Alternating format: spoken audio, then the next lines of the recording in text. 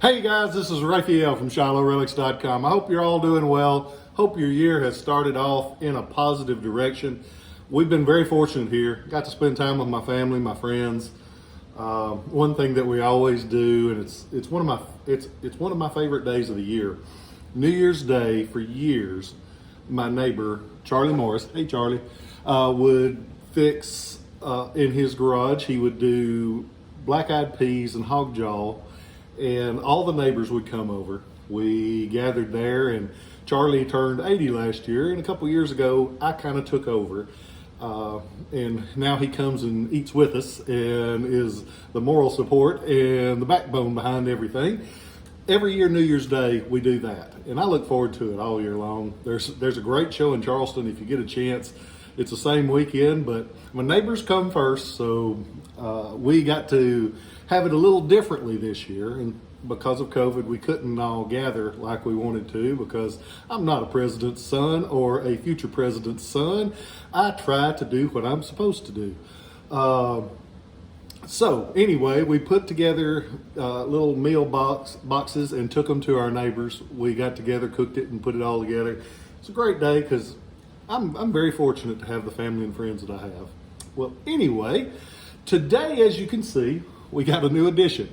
My lady friend got me this for Christmas, and I was so excited because I know exactly where that's going to go. So today we're going to talk about a gun that looks very similar to one of the first ones that we talked about together when I started this back in April.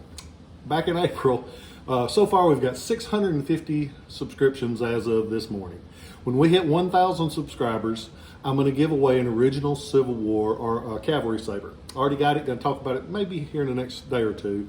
But I've got a friend in Chicago that does accounting, and he's going to tabulate who all's signed up as of the 1,000th subscriber. We're going to give that away.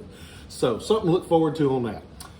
But early on, one of those first few that I did was about the Army version of the Starr Revolver from the Civil War. Starr was located in Yonkers, New York. They made some of the early guns like this one in Yonkers and also in Binghamton, New York. They look, from a distance, this looks just like every other Starr revolver that you'll see, but it's not. There's a few subtle differences that make this gun a lot more scarce. The Army, they made 23,000 of them, which isn't a huge production, but you do see those fairly regularly. They made 23,000 of the Armies. They only made 3,000 of these. This is the Navy version of the Starr double action revolver. And if you happen to see that when we talked about how it's listed as a double action, but it's not. It's actually a self-cocking revolver. What does that mean? That's kind of weird. The trigger, there's actually two. The front one, the standard trigger, is what cocks back the hammer. And it cocks it back. And if you notice, like this, there's a little bitty button trigger on the back. And that's what releases it. It's weird. And so it's actually a self-cocking revolver instead of a true double action revolver. It's also got something, while we're talking about the trigger, look at this little thing on the back. It's a slide, and it's one of the first very functional safeties. Some people don't call it a safety, but if it stops the gun from shooting, in my mind, it's a safety. So I call it a safety. There you go. What it does, when you lower that down, it won't allow the front trigger to hit that back trigger. So it's a safety. On the gun itself, as for markings, there are not a lot of markings, a lot of serial numbers, because they serial number these in a lot of places. They put them on the standard things like the cylinder, the front of the frame is marked. It's got them a lot of places. A lot of times under the grips, it will have on the screw itself sometimes. A lot of markings on these. But as far as factory markings, there's two. There's one right here on the bottom of the frame like this. And then on the flip side, there's the Yonkers mark in the Starr Arms Company. These were patented January 15th, 1856. The Navy model, they only made 1858 to 1860. So it's a scarce gun. They made 3,000 of them. 2,250 of these are reported to have been bought by the U.S. government. They didn't mark all of them, I don't think, and most collectors do not think. There's some that will show up with a simple JT cartouche on the grip. Just the letters J and T. That's it. But most of them are just completely unmarked like this one. So it's probable that they bought them, but they didn't cartouche them. People will disagree on that. We'll agree to disagree. But I think of the 2,250, if they cartoushed every one of those, we'd see a lot more of them.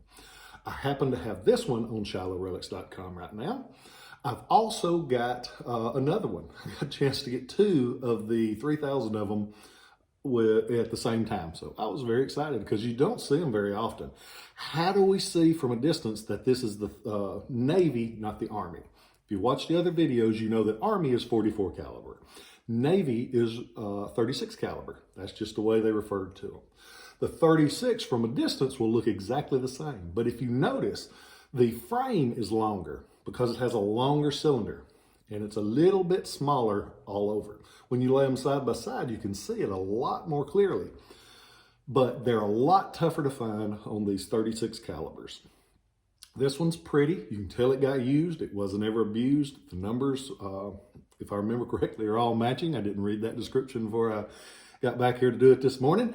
But go on to ShilohRelics.com. I try to picture everything from every angle where when you open that box up, you know what you're getting, and hopefully it will be a little bit better than you were expecting. I appreciate you guys. You guys made last year a tremendous year. We started these in April, and I was scared. I didn't know what was going to happen like anybody else, and I'd always put everything I had into my relics. And I was like, I didn't even order cheese on a cheeseburger there for a couple of months. But when we started doing these, it rejuvenated my business. It rejuvenated the interest. It was a wonderful, wonderful thing. And I'm so thankful for you guys. And that's why, like I said, at 1,000, we're going to give that original Civil War cavalry saber away, and I'm going to try to figure out some way to at least get a little recording of you so we can put it on here and get your reaction to getting it. It's going to be an original one. I'm going to ship it to you. It's not going to cost you a thing because it's one little way that I can say thank you, because you guys have made a horrible year last year in a lot of ways, a wonderful year. And that's kind of like, I guess that's kind of like life today. Wonderful things, not so wonderful things, but we're still standing. We're here. I hope that you guys are doing well. I've enjoyed these because it's let me share not only the relics, but it's given me that therapist couch to talk about what is on my mind. You guys have been wonderful to me. I've had so many people reach out and just mention that they have enjoyed the videos, that they have learned something, but it's helped me more to know that some people have learned something about me, and hopefully something that will make them and everything a little bit better. I appreciate you guys. I hope this is the best New Year ever. I am so thankful to get to do what I do, and I couldn't do it without you guys, and I couldn't do it without my family. Love my girls, love my grandson, love my lady friend, and I hope that you guys have the best year ever. And I say it over a lot of times. If the last word you hear out of my mouth are I love you, I'm okay with that. Love you guys, and I'll catch you next time.